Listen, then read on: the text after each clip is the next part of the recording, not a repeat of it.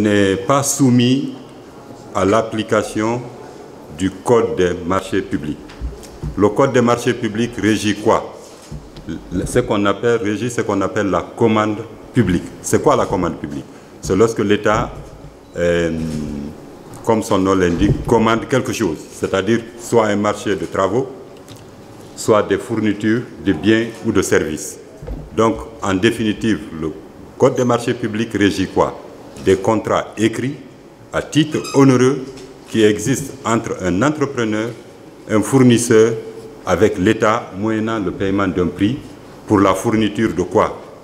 Pour la réalisation soit des travaux publics ou la fourniture des biens et services. C'est ça le Code des marchés publics qui prévoit donc des modes de passation des marchés qui sont le gré à gré, qui sont l'appel à la concurrence ou l'appel d'offres et le gré à gré. Ça, c'est le Code des marchés publics qui n'a rien à voir avec la cession des actifs d'une entreprise publique.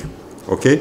La cession des actifs d'une entreprise publique ou la privatisation d'une entreprise publique, c'est-à-dire la vente des actions d'une entreprise publique à des privés, relève de quoi? De quelle loi? Pas du Code des marchés publics, mais de la loi de 2001 portant sur la réforme des entreprises publiques et le désengagement de l'État. Pour résumer, la loi sur la privatisation. Donc, quand le procureur Ali Touré annonce que les règles de passation de marché, les règles basiques ont été violées, c'est parce que, tout simplement, il se trompe sur la notion de marché public et il se trompe sur la loi applicable. La loi applicable, ce n'est pas le Code des marchés publics, c'est la loi de 2001 portant sur la réforme des entreprises publiques. Et cette loi-là, là également, Ali Touré se trompe quand il pense que lorsque l'appel d'offres n'est pas fait, c'est-à-dire dans le cadre de la cession des actifs d'Air Guinée, il reproche aux protagonistes, aux accusés de n'avoir pas eu recours à l'appel d'offres. Est-ce que cela, automatiquement, ça veut dire qu'il y a eu corruption? Est-ce que cela veut dire automatiquement qu'il y a eu violation de la loi? Je réponds non. J'invite le procureur à lire l'article 3, les articles 3, 4, 8, 12 et 13. Il verra là-dedans que le ministre de l'économie et des finances de l'époque et même de maintenant a parfaitement la possibilité de ne pas recourir à l'appel d'offres. Donc de faire un marché d'entente directe ou de gré à gré. Et c'est ce qui a été fait dans le cadre d'Air Guinée et c'est ce qui a été fait dans le cadre de plus de 100 entreprises que le régime de Sékou Touré avait laissé et pour la cession à des opérateurs privés.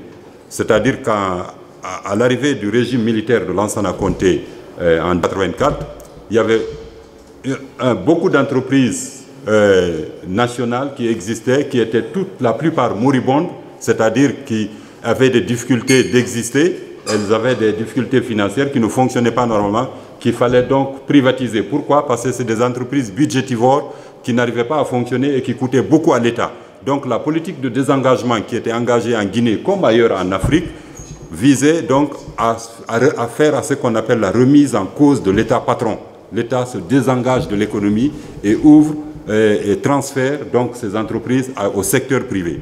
C'est dans ce cadre-là que cette loi de 2001 a été votée et toutes ces entreprises-là ont été cédées par entente directe. Donc, l'entente directe ou le gré à gré, c'est parfaitement légal et il appartient au ministre des Finances et au ministre de l'économie et des Finances d'en faire la proposition au gouvernement, donc au président de la République. Et c'est ce qui a été fait. Donc, c'est pour vous dire qu'encore une fois, il y a non seulement les faits concernant cette affaire ont été travestis, mais également le droit n'a pas été dit dans cette affaire. Tout ça pour accabler M. Cellou Dalein Diallo. Vous n'avez pas remarqué une chose? Quand on parle de l'affaire Air Guinée, bien avant d'ailleurs l'affaire de la CRIEP, on parle toujours de Cellou Dalein Diallo. Mais ce n'est pas Cellou le responsable de la cession des actifs, bon Dieu. Ce n'est pas lui le responsable d'après les lois guinéennes, d'après même la loi sénégalaise ou française. Ça relève du ministre de l'économie et des finances du pays pour la cession des entreprises, des actifs d'une entreprise. Ça ne relève pas du ministre sectoriel. Je vais vous donner un exemple. Frigia. Qui a privatisé Frigia? Vous pensez que c'est le ministre des Mines? Non, c'est l'État de Guinée représenté par son ministre de l'économie et des finances. La convention de privatisation de Friguia a été signé par le ministre des Finances et le ministre des Mines.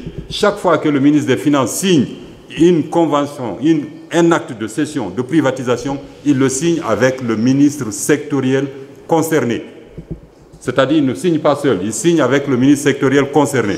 Mais c'est lui le seul responsable des privatisations. C'est écrit à l'article 4 de la loi.